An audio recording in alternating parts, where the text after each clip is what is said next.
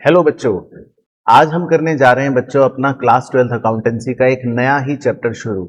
जैसा कि आप जानते हो हमने अपने पुराने पिछले 5 चैप्टर्स को बहुत अच्छे से खत्म कर लिया है और अब हमारी पार्टनरशिप के सिर्फ 2 चैप्टर्स बचे हैं। आज जो हम चैप्टर करने जा रहे हैं वो चैप्टर छोटा है और काफी ज्यादा कॉन्सेप्ट्स इसके हमारे पुराने चैप्टर से रिलेट करते हैं। तो आज जो हम करने वाले हैं वो अपना एक कॉन्सेप्चुअल लेक्चर है। तो आप अपना कॉन्सेप्ट रजिस्टर निकालना, मेरे साथ सारे कॉन्सेप्ट्स अच्छे से बनाना और सारी बातों को नोट डाउन करते रहना। राइट? अच्छा, तो चैप्टर नंबर 6 का नाम लिखो बच्चों। इस चैप्टर का नाम है डेथ ऑफ अ पार्टनर। तो देखो, जैसे ही हम हेडिंग लिखते हैं तो हमारा आकर्षक इस शब्द पर पड़ जाता है कि भाई डेथ, और इसका मतलब हमें पता है कि क्या है, मृत्यु हो गई। तो अब होता यह है, कहानी यह है कि मान लेते हैं एक पार्टनरशिप फर्म है और एक पार्टनरशिप फर्म के अंदर 3 पार्टनर्स हैं। अब अचानक से किसी दिन हो सकता है किसी पार्टनर की मृत्यु हो गई। तो जैसे ही किसी पार्टनर की मृत्यु हुई तो एक तरह से वो पार्टनर तो हमारी फर्म को और यूं कह लो दुनिया छोड़कर ही चला जाएगा। अब जैसे ही कोई पार्टनर फर्म को छोड़कर जाता है तो कॉन्सेप्चुअली इसे क्या मानते हैं हम? Reconstitution of firm. तो बेसिकली आपका पार्टनर की जब डेथ हो जाती है तो ये भी कहीं ना कहीं कॉन्सेप्चुअली अगर आप देखो तो it is same as retirement of partner. Reason, retirement में भी पार्टनर फर्म छोड़ के जा रहा है और डेथ में भी फर्म छोड़कर जा रहा है। बस फर्क यह है कि डेथ एक नेचुरल इवेंट हो गया, उसको पहले से नहीं पता होगा, वो बेचारा किसी भी दिन छोड़कर चला जाएगा। और रिटायरमेंट थोड़ा सा प्लान्ड होता है, वो पहले से बता सकता है, वो डेट फिक्स करेगा कि मैं 1 अप्रैल से फर्म को छोड़ दूंगा। तो बस प्लान्ड और अनप्लान्ड का फर्क है, लेकिन कॉन्सेप्चुअली समझो तो डेथ ऑफ अ पार्टनर में भी पार्टनर क्या कर रहा है, फर्म को छोड़कर जा रहा है। तो इसीलिए इसको हम रिकॉन्स्टिट्यूशन ऑफ फर्म ही कह देते हैं। तो आइए मैं आपको बताता हूं कि सबसे पहले इस चैप्टर में हमें करना क्या क्या है ताकि आपको सारी बातें अच्छे से पता रहे। तो मेरे साथ साथ ही आप बनाना कि हमारे इसमें क्या क्या टॉपिक्स हैं। इस पूरे चैप्टर को मैंने छोटे छोटे टॉपिक्स में ब्रेक डाउन कर रखा है। जैसे सबसे पहला टॉपिक तो होता है कि जैसे ही पार्टनर हमें छोड़कर जाएगा तो ऑब्वियसली रेशो बदल जाएंगे, और रेशो बदल जाएंगे तो नए रेशो भी कुछ हो सकते हैं और गेनिंग रेशो भी कुछ हो सकते हैं। लेकिन इसके आगे आप लिख लेना सेम, यानी कि ये आपका कॉन्सेप्ट हमें इस चैप्टर में पढ़ने की आवश्यकता नहीं है, क्योंकि जैसे हमने रिटायरमेंट में करा बिल्कुल सेम इसमें भी करना है। मतलब कहीं भी कोई इसमें चेंज नहीं है। तो कितना अच्छा हो गया। दूसरा, अगर हम बात करें गुडविल, अब यहां पर भी पार्टनर हमें छोड़कर जाएगा तो हमें गुडविल के अंदर उसका शेयर देना पड़ता है। एग्जिस्टिंग गुडविल अगर है तो उसको राइट ऑफ करना पड़ता है। तो अच्छी बात यह है कि आप डैश डाल के लिख सकते हो सेम, यानी कि जैसा आपने रिटायरमेंट के अंदर देखा था बिल्कुल सेम ही ट्रीटमेंट है, यानी कि आपको कुछ भी अलग नहीं करना। सोचो, कोई भी कॉन्सेप्ट नहीं है जो अलग है। जो रिटायरमेंट में करते हो वही यहां पर करना है, सेम कॉन्सेप्ट है एवरीथिंग। उसके बाद अगर हम बात करें, इसमें भी फ्री रिजर्व्स होते हैं, इसमें भी फिक्टिशियस एसेट्स होते हैं, यानी कि जिनको हम चॉकलेट कूड़ा बोलते हैं। और अच्छी बात क्या है सर कि इसमें भी हमें क्या लिखना है, सेम, यानी कि कोई भी कॉन्सेप्चुअल क्लैरिटी, कोई भी कॉन्सेप्चुअल नया पॉइंट नहीं है। सिर्फ हमें क्या करना है जो हमने रिटायरमेंट के अंदर करा। फ्री रिजर्व है तो उन्हें भी ओल्ड रेशियो में डिस्ट्रीब्यूट कर दो, फिक्टिशियस एसेट है तो उन्हें भी ओल्ड रेशियो में राइट ऑफ कर दो। तो सेम ही ट्रीटमेंट है। देखो कितनी अच्छी बात हो गई। उसके बाद देखो, क्योंकि रिकॉन्स्टिट्यूशन है तो यहां पर भी हमें रीवैल्यूएशन अकाउंट प्रिपेयर करना पड़ता है। पर अच्छी बात यह है कि ये तो हमने पुराने कई चैप्टर्स में पढ़ लिया, इसमें तो हम चैंप हैं। तो सोचो 4 टॉपिक्स इसमें अभी तक बिल्कुल हमारे सेम सेम सेम सेम चलते आ रहे हैं। इसके अलावा अगर मैं बात करूं, इसमें एक नया टॉपिक जो है वो हमें फोकस करना है, वो है शेयर ऑफ प्रॉफिट और लॉस। तो मैं इसको हाईलाइट ही कर लेता हूं और इसको हम इस चैप्टर का कह सकते हैं कि इस चैप्टर का जो सबसे बड़ा कॉन्सेप्ट है, 100% जो हमारे एग्जाम में जिसकी एप्लीकेशन आएगी ही आएगी, वो यही टॉपिक है। क्योंकि ये टॉपिक रिटायरमेंट या पुराने किसी भी चैप्टर में नहीं होता, ये इसी चैप्टर में होता है। और रीजन बताऊंगा क्यों ऐसा होता है। और उसके बाद अगर मैं बात करूं इस टॉपिक के बाद, हमें अगला टॉपिक अगर बात करें तो डिसीज्ड पार्टनर्स कैपिटल अकाउंट, ये भी बनाना होता है कई बारी, एंड एग्जीक्यूटर अकाउंट, ये भी बनाना होता है कई बारी। हालांकि इसका कॉन्सेप्ट भी रिटायरमेंट में सेम ही है, लेकिन फिर भी हम इसको डिस्कस करते हैं क्योंकि इसमें कभी कभी कुछ नयापन आ जाता है। तो ये भी एक ऐसा टॉपिक है जिसको हम मार्क कर सकते हैं कि एक इंपॉर्टेंट टॉपिक है, इस पर क्वेश्चन आ जाते हैं। और फिर इसके बाद अगर मैं फाइनली बात करूं तो इसमें हमें या तो पार्टनर्स कैपिटल अकाउंट बनाना है और या फिर हमें बैलेंस शीट बनानी है। ये पूरी तरह से सेम है, इसमें कोई भी मतलब ना ही कोई कैपिटल एडजस्टमेंट अलग करनी, जो आपने रिटायरमेंट में करी वही इसमें सेम ही होती है। और जैसे बैलेंस शीट रिटायरमेंट में बनाई वैसे ही इसमें भी हमको सेम बनानी होती है, मतलब इसमें कोई भी कॉन्सेप्चुअल नयापन नहीं है। और फिर एक लास्ट टॉपिक इसमें है सेक्शन 37। वो एक न्यू टॉपिक और न्यू कॉन्सेप्ट होता है जो हमें पता होना चाहिए, और ये टॉपिक रिटायरमेंट में भी मतलब पूछ सकता है, हालांकि वहां हम पढ़ते नहीं है क्योंकि इसकी रेलिवेंस डेथ चैप्टर में ही होती है। तो इस टॉपिक को भी हम लिख लेते हैं इंपॉर्टेंट, मोस्ट इंपॉर्टेंट। तो कुल मिलाकर चैप्टर में 3 ऐसे टॉपिक्स हैं जिन पर हमें मेनली डिस्कशन करने होते हैं। बाकी 5-6 टॉपिक्स तो आपके पुराने ही ऑलरेडी कवर्ड हैं, चाहे रेशियो निकालना हो, चाहे गुडविल का ट्रीटमेंट हो, चाहे फ्री रिजर्व हो, चाहे कूड़ा हो, चाहे रीवैल्यूएशन हो, चाहे कैपिटल एडजस्टमेंट हो, चाहे बैलेंस शीट बनाना हो, ये सब कुछ सेम है। बस शेयर ऑफ प्रॉफिट या लॉस निकालना या डिसीज्ड पार्टनर का एग्जीक्यूटर अकाउंट बनाना वो क्या होता है वो भी सीखेंगे। और सेक्शन 37, ये 3 टॉपिक बस हमको करने, तो समझ लो आपका डेथ चैप्टर तो फिनिश हो जाता है ना, इजी। चल, तो मैं आपको बिल्कुल कॉन्सेप्ट के जड़ में घुस के अच्छे से पढ़ाऊंगा। आज हम एक टॉपिक पढ़ेंगे लेकिन वो इतना गहरा है, इतना डेप्थ है उसमें कि आपके 3 नंबर पक्के हो जाएंगे आज के, इस बात की मैं आपकी गारंटी लेता हूं। तो आज हेडिंग डालनी है आपको और एक ही कॉन्सेप्ट पे हम फोकस करने वाले हैं। इस टॉपिक का नाम है share of profit and loss.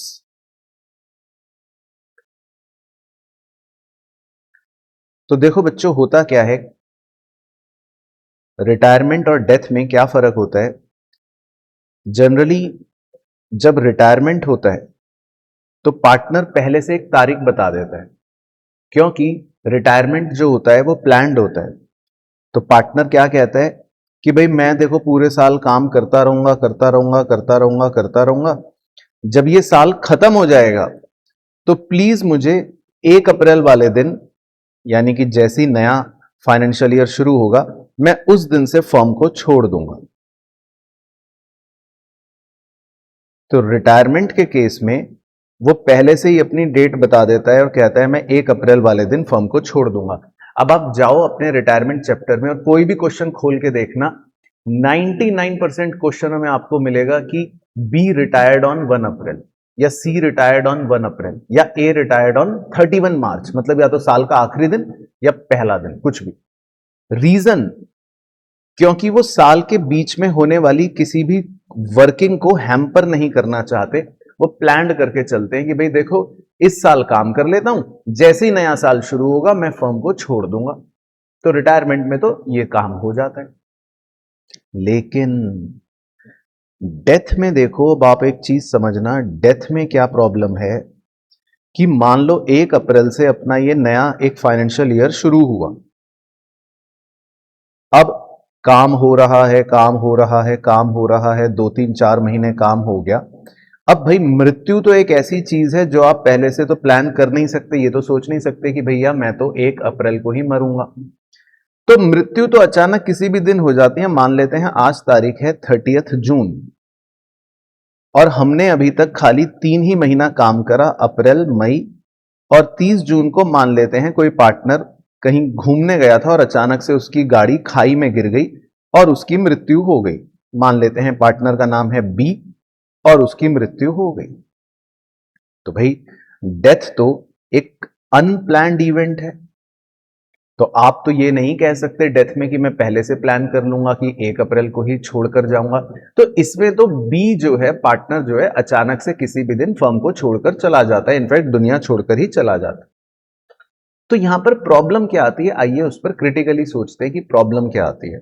अब देखो, जैसे ही बी की डेथ हुई, अब इसका बेटा जो है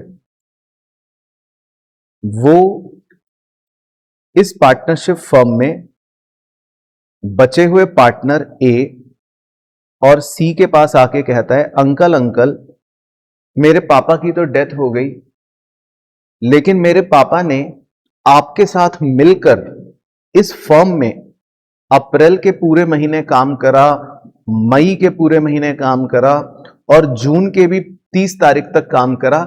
तो 3 महीनों तक मेरे पापा ने आपकी फर्म के साथ मिलकर काम करा। तो ए और सी कहते हैं, हां बेटा बी के बेटे तुम तो सही बात कह रहे हो। तो बी का बेटा कहता है, अंकल अंकल इन 3 महीनों में आपकी फर्म ने कुछ तो प्रॉफिट कमाए ही होंगे या लॉस कमाए होंगे, जो भी है वॉटेवर, लेकिन चलो प्रॉफिट मान लेते हैं। तो ए और सी कहते हैं, हाँ बेटा 3 महीने में भी हमने कुछ तो प्रॉफिट कमाए ही हैं। तो बी का बेटा कहता है कि अंकल अंकल मुझे उस प्रॉफिट में अपने पापा का शेयर चाहिए, क्योंकि ये 3 महीनों में पापा ने भी तो मेहनत करी थी। तो बी का बेटा कहता है, मुझे इस प्रॉफिट में 3 महीने के प्रॉफिट में अपने पापा का भी हिस्सा चाहिए। तो बताओ कि क्या बी का बेटा गलत कह रहा है? बताओ, नहीं कह रहा ना गलत, लॉजिकल बात कर रहा है वो। तो यही प्रॉब्लम होती है डेथ के केस में कि हमें एक टाइम पीरियड जो है, यानी कि साल के शुरू से लेकर डेथ की डेट तक का जो टाइम पीरियड होता है, 3 महीने भी हो सकता है, 2 महीने भी हो सकता है, 4 महीने भी हो सकता है, वो टाइम पीरियड में जो भी प्रॉफिट कमाया गया है उस प्रॉफिट में भी बी यानी कि जो पार्टनर चला गया उसका शेयर निकालना पड़ता है और वो उसको देना पड़ता है। अब ये प्रॉब्लम डेथ रिटायरमेंट में क्यों नहीं आती? सोचो, क्योंकि रिटायरमेंट में पार्टनर बीच में छोड़ के जाता ही नहीं है। वो अपना पूरा साल कंप्लीट करता है, साल के एंड में प्रॉफिट आते हैं, वो प्रॉफिट में साल के एंड में अपने आप हिस्सा लेता है, अगले दिन 1 तारीख को छोड़कर चला जाता है, नो टेंशन। लेकिन डेथ में ये प्रॉब्लम इसलिए आती है क्योंकि डेथ अचानक से साल के बीच में हो जाती है।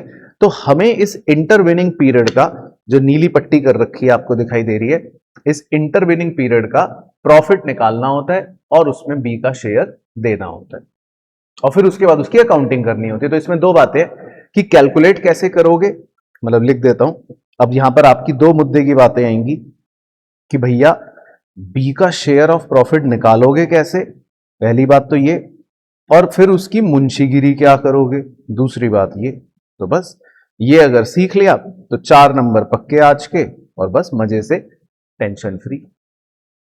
ठीक है, समझ गए कहानी क्या है? चलो, तो पहले कैलकुलेशन सिखाता हूं, फिर मुंशीगिरी सिखाता हूं। चलो, तो कैलकुलेशन कैसे करनी है आओ वो बता देता हूं आपको। देखो, तो कैलकुलेशन करने का तरीका जो है वो क्या है वो बताता हूं। अच्छा, यहां पर एक और चीज मेंशन कर देता हूं। सेम कॉन्सेप्ट कभी कभी एक टॉपिक बना रखा है बुक में, अगर आप देखोगे, रिटायरमेंट ड्यूरिंग द ईयर।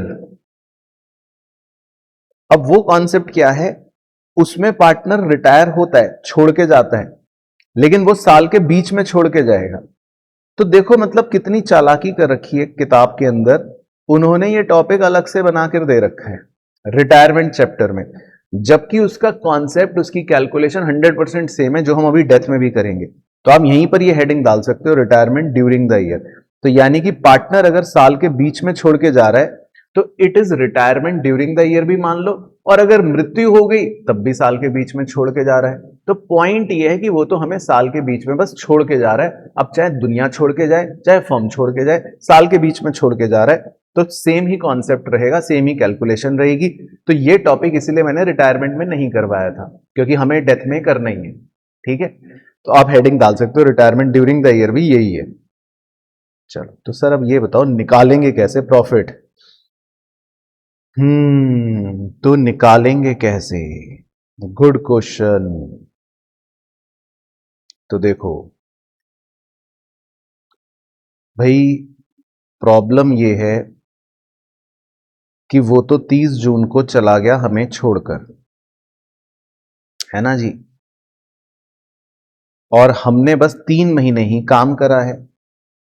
तो अब कैसे पता लगाऊं कि ये 3 महीनों में प्रॉफिट क्या कमाया होगा, ये कैसे पता चलेगा, ये है मुद्दा। कैसे पता चलेगा? चलो तो आपको सिखाते हैं। तो सबसे पहले लिखो number 1, on the basis of turnover. एक तरीका होता है टर्नओवर के बेसिस पर निकालने का। टर्नओवर का मतलब होता है सेल्स। तो एक फॉर्मूला लिखते हैं इसमें कि कैसे पता लगता है। Previous year profit divided by previous year sales into current year sales. इसको एक ब्रैकेट बना लो, इनटू हिज शेयर। सर ये क्या लिखवा रहे हो आप? हमें तो कुछ भी समझ नहीं आया। कोई बात नहीं, अभी लिखो तो सही फॉर्मूला, फिर बताता हूं। तो बच्चों अब हमको ये पता लगाना है कि भैया 3 महीने में क्या प्रॉफिट कमाया होगा। तो क्या दिमाग लगाते हैं हम, देखो क्या सीए वाला दिमाग लगाते हैं, चार्टर्ड अकाउंटेंट वाला। हम कहते हैं उससे, हम क्लाइंट से कहते हैं कि भाई देख तेरा 3 महीने का प्रॉफिट बताते हैं अभी कि क्या होगा।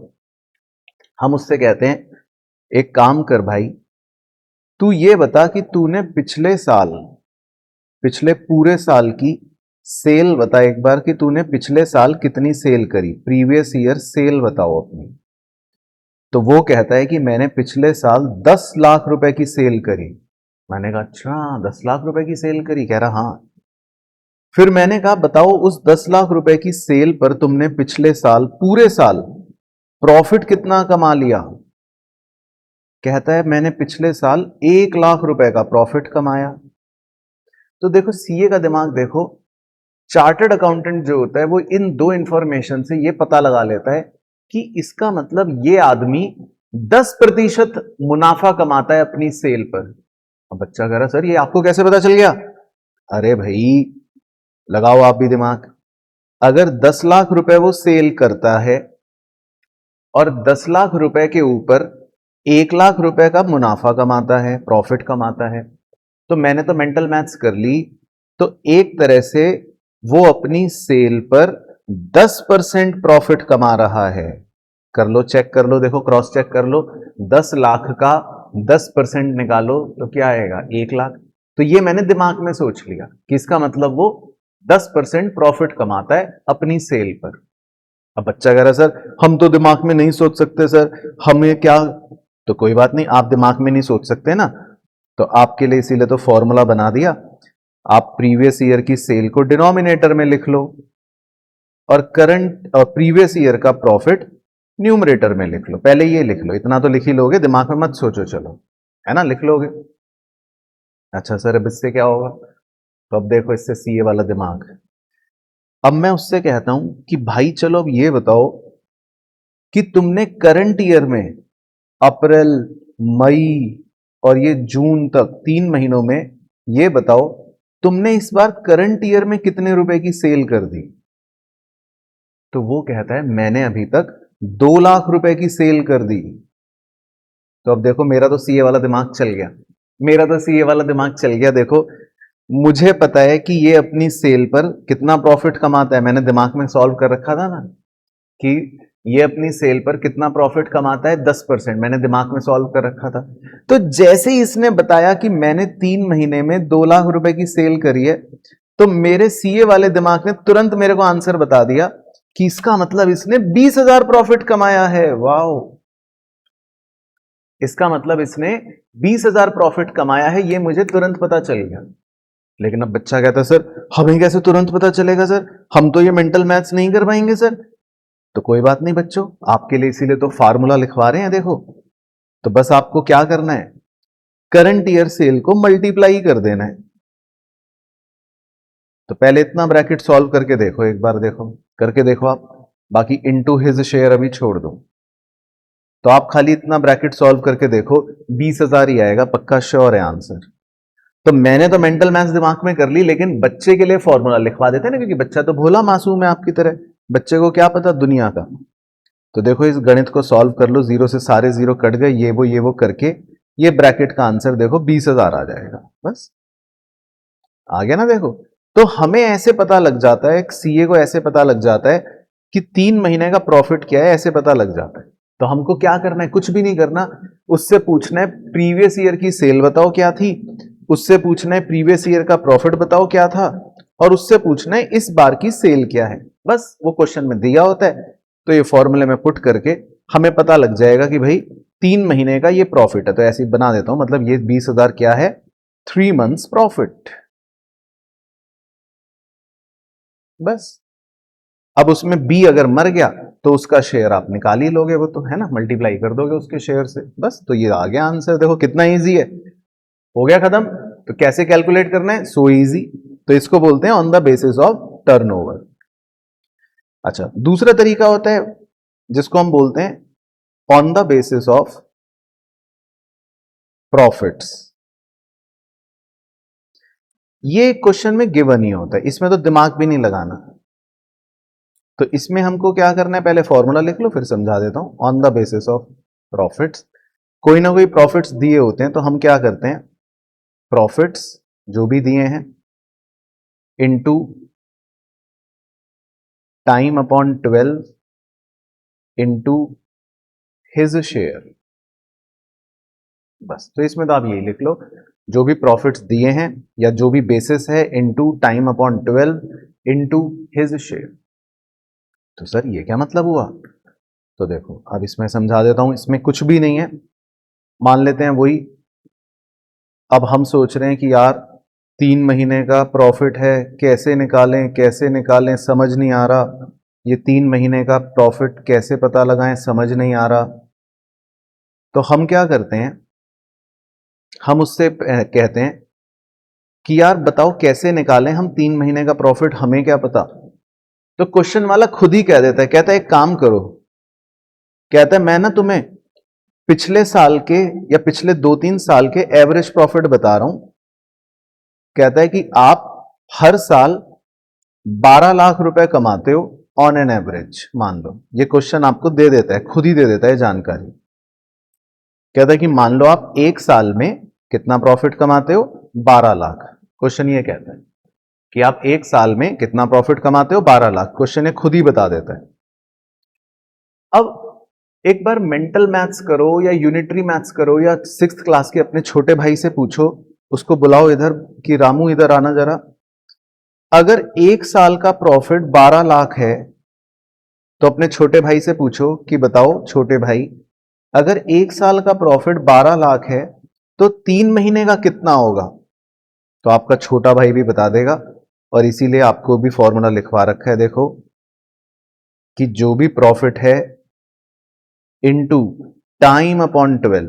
तो 3 महीने का प्रॉफिट आप पता लगा लोगे कि अगर आप एक साल में प्रॉफिट 12 लाख कमाते हो तो 3 महीने का कितना हो गया। भाई वेरी इजी, 3 लाख। बस, और फिर उस 3 लाख में ऑब्वियसली बी जो है, जो पार्टनर मर गया, उसका शेयर निकाल ही लोगे। फिर तो आप, ये तो निकल ही जाएगा, हिज शेयर तो निकल ही जाएगा। बस मेन ये होता है कि 3 महीने का प्रॉफिट कितना। तो बस 3 लाख रुपए जो ये निकला, ये एक तरह से 3 months का प्रॉफिट निकल गया। तो ये तो बहुत ही आसान होता है। तो इसमें तो क्वेश्चन खुद ही दे देता है कि एक साल का प्रॉफिट कितना है, तो बस आपको 3 महीने का प्रॉफिट निकालना है। बस सिंपल, बाकी उसका जो भी शेयर होगा वो तो हम निकाल ही लेंगे। तो ऐसे इसमें आंसर आ जाता। तो हो गया इजी कैलकुलेशन। देखो, तो पूरे डेथ चैप्टर में अब तक के इतिहास में भी दो ही तरीकों से डिसीज पार्टनर का शेयर ऑफ प्रॉफिट निकालने के लिए आता है, या तो सेल के बेसिस पर या फिर प्रॉफिट के बेसिस पर। प्रॉफिट तो दिया ही होता है, तो कुछ भी आ सकता है। तो ये बेसिकली हो गई कैलकुलेशन करने का तरीका। सर अब इसकी अकाउंटिंग बताओ। हाँ, अकाउंटिंग नोट कर लो बच्चों, वो इंपॉर्टेंट है कि अब हम मुंशीगिरी कैसे करेंगे। चलो, तो मुंशीगिरी के लिए लिखते हैं भाई अकाउंटिंग। तो अकाउंटिंग बहुत ही सिंपल है, आप नोट कर लेना, इसमें कोई ज्यादा दिक्कत वाली बात नहीं है। तो करना क्या है अकाउंटिंग में, वैसे दो केसेस होते हैं तो दोनों ही बना लो, कभी कभी कुछ भी आ जाता है। कभी कभी तो पहला केस होता है कि financial statements are not prepared. और कभी कभी होता है फाइनेंशियल स्टेटमेंट्स आर प्रिपेयर्ड। तो क्वेश्चन आपको खुद ही बता देगा कि कौन सा केस है। बच्चा कह रहा है सर ये क्या है, financial statements are not prepared और फाइनेंशियल स्टेटमेंट्स आर प्रिपेयर्ड, इसमें क्या फर्क है? तो देखो इसमें क्या फर्क होता है। अब मान लेते हैं कोई पार्टनर मर गया अचानक से 30 जून को। तो जनरली तो जब पार्टनर की डेथ होती है 30 जून को, तो कोई भी कंपनी या कोई भी फर्म अपनी बुक्स क्लोज नहीं करते। वो ऐसा थोड़ी ना फिर पार्टनर मर गया और वो कहते हैं चलो भाई चलो बुक्स क्लोज कर दो, बैलेंस शीट बना लो, पीएनएल बना लो। नहीं, कहते हैं ऐसे थोड़ी ना। तो वो कोई फाइनेंशियल स्टेटमेंट प्रिपेयर नहीं करते। लेकिन बहुत ही रेयर केस ऐसा भी हो सकता है कि कोई पार्टनर मर गया और अचानक से फर्म को लग रहा है यार ये तो बहुत बड़ा इवेंट हो गया, ओ माय गॉड। कह रहे हैं भाई चलो अब तो सारी बुक्स क्लोज कर दो भाई, अब तो पूरा पीएनएल वीएनएल सब बनेगा, बैलेंस शीट सब बनेगी, पूरे फाइनेंशियल स्टेटमेंट हम सब प्रिपेयर करेंगे। तो 30 जून को इन्होंने 3 महीने बाद ही बुक्स क्लोज कर दी। तो ऐसा जनरली कम होता है क्योंकि हमें पता है भैया बुक्स तो साल के एंड में क्लोज होती हैं। लेकिन फिर भी क्वेश्चन तो कोई भी केस दे सकता है, तो कह देता या तो प्रिपेयर नहीं हुआ या कह देगा कि प्रिपेयर हुआ। वैसे क्वेश्चन साइलेंट है तो हम पहला वाला ही मानते हैं। तो उस हिसाब से हमें अकाउंटिंग करनी पड़ती है, मतलब जर्नल एंट्री करनी पड़ती है। तो ये दो केसेस होते हैं। तो पहले फर्स्ट केस में एंट्री लिखवा देता हूं। क्या है, बहुत ही सिंपल एंट्री है। हेडिंग डाल लेते हैं, if there is no change in ratio, और 4 लाइन छोड़ के लिख लेते हैं if there is change in ratio. तो देखो होता यह है कि भाई या तो डेथ होने पर रेशियो नहीं बदलेगा या डेथ होने पर रेशियो बदल जाएगा। तो अगर डेथ होने पर रेशियो बदल गया, पहले नीचे वाला केस, तो जैसे हम गुडविल में एंट्री करते हैं वैसे ही हम प्रॉफिट की भी एंट्री कर देते हैं। मतलब क्या एंट्री करते हैं मैं आपको कॉन्सेप्चुअली बता देता हूं। देखो, जो भी डिसीज्ड पार्टनर है, मतलब जो हमें छोड़कर चला गया, हम उसको उसका शेयर दे देते हैं। तो देने के लिए क्रेडिट करते हैं, तो आपको पता ही है ना। तो जब भी हमें डिसीज्ड पार्टनर को शेयर ऑफ प्रॉफिट देना होगा तो हम क्या करेंगे, उसको क्रेडिट कर देंगे। तो जो भी उसका प्रॉफिट का शेयर है वो निकालकर उसको क्रेडिट कर देंगे, है ना। तो ये उसका प्रॉफिट का शेयर है तो वो हम उसको क्रेडिट कर देंगे, है ना। वो हम क्या कर देंगे, क्रेडिट कर देंगे। लेकिन अगर रेशियो चेंज हो गया, पहले नीचे वाला केस बता रहा हूं, अगर चेंज हो गया तो फिर तो हम गेनिंग पार्टनर्स जो भी होते हैं उनको डेबिट करते हैं गेनिंग रेशियो में, क्योंकि रेशियो चेंज हो गया। लेकिन अगर रेशियो चेंज नहीं हुआ तो हम एक नया अकाउंट ओपन करते हैं। ये एक नकली अकाउंट होता है, कुछ टाइम के लिए ओपन होता है, इसको बोलते हैं profit and loss suspense account.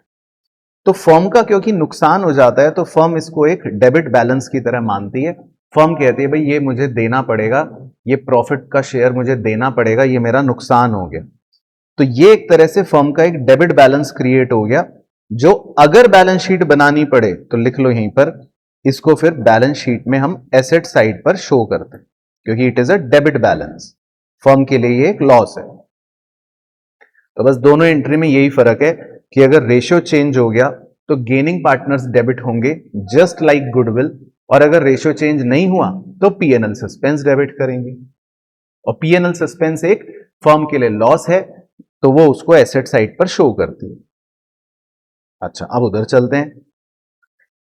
अगर मान लो फर्म फाइनेंशियल स्टेटमेंट बना रही है, मान लो दूसरा वाला केस है, तो उसमें भी क्या अकाउंटिंग होगी।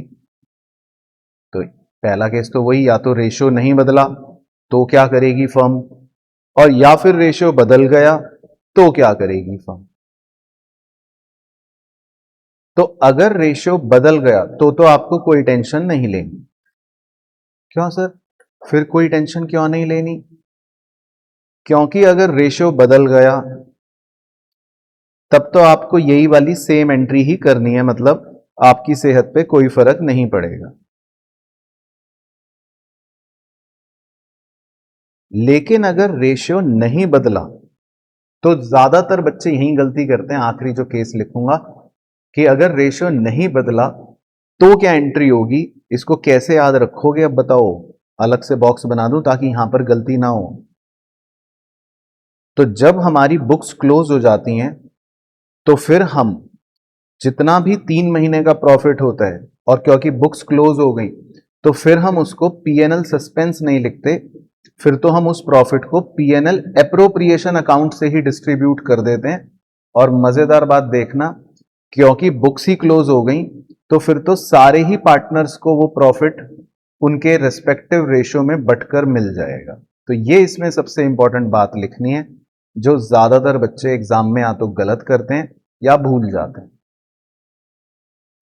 तो अगर बुक्स क्लोज हो रही हैं, मतलब सेकंड वाला वो वाला केस चल रहा है कि उन्होंने अपने फाइनेंशियल स्टेटमेंट्स ही प्रिपेयर कर लिए डेथ होने पर, तो फिर तो हम पूरा का पूरा जो भी प्रॉफिट होगा वो पीएनएल एप्रोप्रिएशन अकाउंट के माध्यम से सारे ही पार्टनर्स के रेशियो में बांट देंगे। तो ये बात बहुत इंपॉर्टेंट है, इस पर क्वेश्चन आता है, ट्रिक क्वेश्चन फंसाने के लिए, और यही ट्रिक में बच्चे फंसते हैं। लेकिन आप मत फंसना, तो इसीलिए अच्छे से कॉन्सेप्ट नोट कर लेना। तो जब भी शेयर ऑफ प्रॉफिट आएगा तो हम उसको कैलकुलेट करेंगे और कैलकुलेट करके उस शेयर ऑफ प्रॉफिट की एंट्री ये करेंगे। और ऑब्वियसली शेयर ऑफ लॉस होगा तो उल्टा कर देंगे, खैर वो तो हम क्वेश्चन में देख लेंगे अगर लॉस होगा तो। लेकिन शेयर ऑफ प्रॉफिट अगर होता है तो हम इस तरह से डिसीज्ड पार्टनर को उसका प्रॉफिट देते हैं और अकॉर्डिंगली जो भी एंट्रीज होती हैं उनको डेबिट कर लेते हैं। तो क्लियर हो गया दोस्तों? चलो, तो आई होप आपने बहुत अच्छे से आज का लेक्चर देखा होगा, लिखा होगा, समझा होगा। रिवाइज करना, अच्छे से पढ़ना। नेक्स्ट क्लास के अंदर मैं आपको जो बचे हुए टॉपिक्स हैं उनके बारे में भी सिखाऊंगा और आपको कुछ एग्जाम्पल्स भी कराऊंगा ताकि आपके इस कॉन्सेप्ट पर भी ग्रिप आ जाएगी। बट आज के लिए बस इतना ही करना है, बाकी आपसे नेक्स्ट क्लास में मुलाकात करूंगा। ओके जी, चलो बाय बाय।